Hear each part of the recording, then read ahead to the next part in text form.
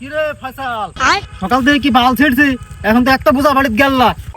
থিড়বা কেনে এ দেখো ধারালা হাইসো আছে আইসো কাইটি দি। কিরে ফয়সাল কি লেবার নেই সিরেছে গেরস্তকে বলে আইসো কাইটি দি। কেনে ঠিকই তো বলিছে তুমি সিট বা বলিছা আর কাইটি দিলে বলছে।